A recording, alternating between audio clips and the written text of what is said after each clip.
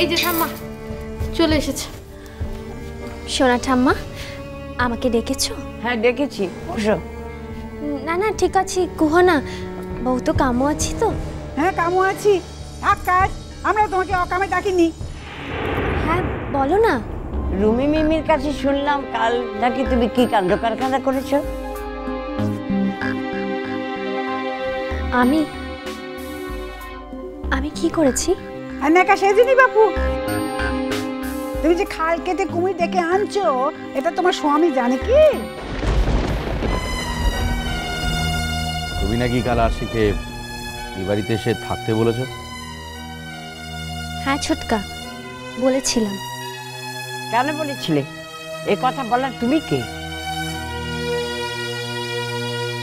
তোমার কথায় হবে নাকি? আমরা কি সব বানের জলে ভেসে এসেছি, নাকি তোমার দাদু ভাই সংসারের সব দায়িত্ব তোমার উপর ছেড়ে দিয়েছেন, তাই কি? কোনটে কোনটে? কাজল মা, আমি মাঝে মাঝে বুঝতে পারি না তুমি কেন এত বোকামি করো। কালকে তো নীল তোমাকে সঙ্গে করে নিয়ে বেরোতে চেয়েছিল, অন্তত কাল তো ওর কোনো দোষ ছিল না, তুমিই তো যেতে চাইলে না। তাছাড়া আরশির সঙ্গে তোমাকে বউ বলে পরিচয় করিয়ে দিল। না না, আমি কিন্তু কালকে ওর কোনো দোষ দেখছি না, কোনো জিনিসের মধ্যে ত্রুটি ছিল না। ও কি করতে পারো বলেছি ছোটকা, যে তার কোনো সে ত্রুটি থিলা? না সে কথা তুমি বলনি, কিন্তু হঠাৎ এই এত বড় কেলেঙ্কারিটা কেন করতে গেলে তুমি আমায় বলো তো। ছোট বৌদি ভাই, আমাকে একটা কথা বলো তো, তোমার হঠাৎ করে ওর সাথে আলাদা করে কথা বলার কি ছিল? সে আলাদা করে কথা বলতে চাইলো, গল্প করতে চাইলো বলে তুমি অমনি দাদা ভাইকে ছেড়ে ওর সঙ্গে গল্প করতে বসে গেলে? বৌদি ভাই, তোমার তো খুব ভালো করে জানা আছে এই বাড়িতে ইন্ধন জোগানোর লোকের অভাব নেই।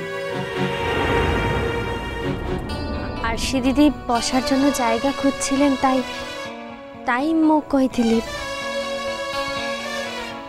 এই শোনো, আর নাকাপানা করুন তো। দেখো দিদি সব নাকাপানা করছে এখনো, দেখো। যেমন কর্ম করবে তেমনি ফল পাবে, এখনো সময় আছে, সাবধান হয়ে চলো, যা যা বলছি তেমনি ভাবে চলো। শোনো বাবু, আমরা কিন্তু ঘাসে মুখ দিয়ে চলি নে। হ্যাঁ, তুমি কাল যা করেছো, মানে নীলের সঙ্গে বেড়াতে গেলে দেখো, তারপর আশির সঙ্গে দপদপিয়ে গপ্প করতে চলে গেলে, সব সব আমার দাদু ভাইয়ের উপর রাগ করে।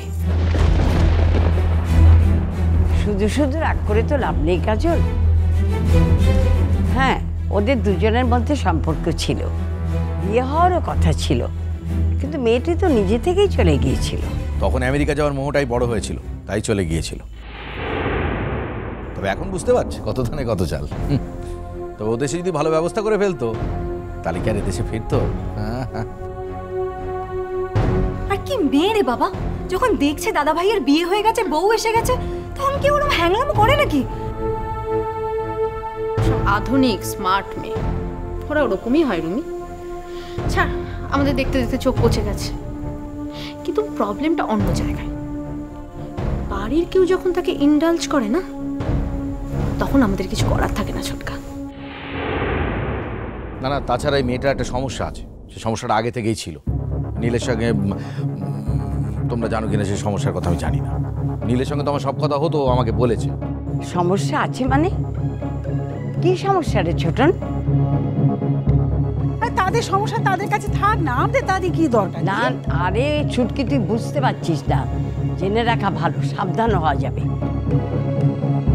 কোথা থেকে কখন কি ঘটে যায় কেউ বলতে পারে কি? শান্তি নেই বুঝলি, একদম কোথাও শান্তি নেই। এত কাণ্ড করে বিয়েটা হলো, ভাবলাম এবার সুখে শান্তিতে সংসার করবে। হ্যাঁ, কোত্থেকে উনি উদয় হলেন। মানে আগে কতবার ফোন করেছে, তারপর দেখি সব বন্ধ। ভাবলাম সব ভুলে গেছে বুঝি, বা জেনে গেছে যে বিয়ে হয়ে গেছে, তাই এ পথ আর মারাচ্ছে না।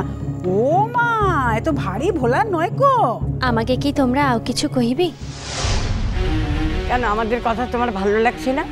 এই যে সাবধান করছি, কথাগুলো তোমার কানে যাচ্ছে না? কথায় বলে না, পুরুষের মন না মতি। মুখ কাউকে জোর করে আঁচলে বেঁধে রাখতে পারবো না সোনা ঠাম্মা। সে তোমরা রাগই করো আর যাই বলো না কেন, কেউ তো আর ছোট নয়। আর কাউকে ওভাবে চোখে চোখে রাখাও যায় না।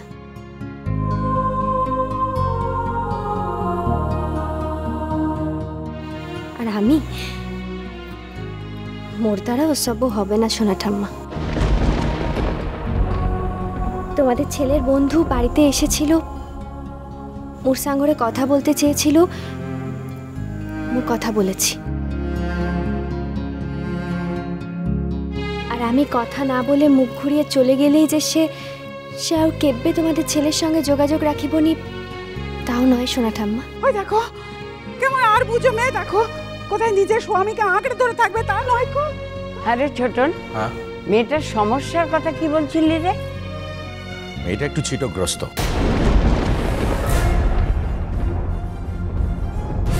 ছিটগ্রস্ত? মা পাগল নাকি গদি? আগে তো কোনদিন শুনিনি কো। ওই তো কথায় কথায় হাতে শিরা কাটতে যায়,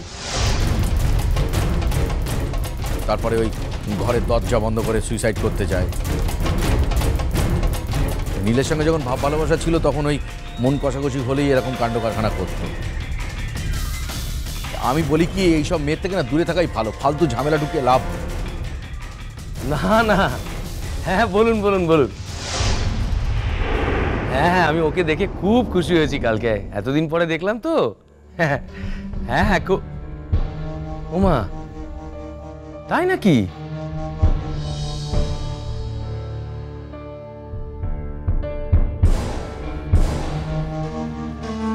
কি বলছেন কি? ও হো না, কিন্তু নীল, আচ্ছা আচ্ছা ঠিক আছে, আমি নীলকে বলে দেবো। হ্যাঁ নীল থাকলে তো আমি, না না নীল থাকলে আমি এখনই আপনার সঙ্গে কথা বলাতাম।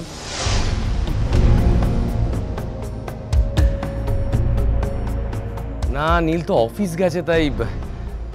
আচ্ছা আচ্ছা আচ্ছা, বাই দি ওয়ে, নীলের নাম্বারটা কি আপনারা নেবেন?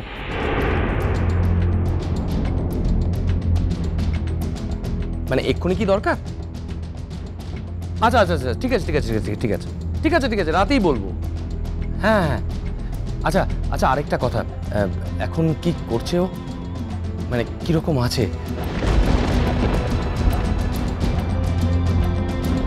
না না না না না না না না না না না না না না, এখন একটু মনিটরিং করুন। না না, একটু সাবধানে রাখা দরকার। না না না, এরকম, হ্যাঁ হ্যাঁ একদম একদম একদম। না আসলে দুজনের মধ্যে যে কি হয়েছিল, কেন ওরা ডিটাচ হয়ে গেছিল, সেটা তো আজও আমার কাছে রহস্য। আমি তো আজও বুঝতে পারছি না কেন ওরা ডিটাচ হয়ে গিয়েছিল।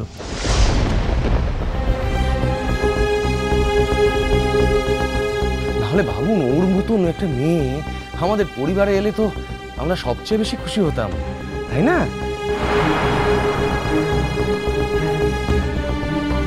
তাছাড়া দুই পরিবারের শিক্ষা দীক্ষা, তাদের স্ট্যান্ডার্ড, মানে এর থেকে আইডিয়াল ম্যাচ তো আর কিচ্ছু হতে পারতো না, তাই না?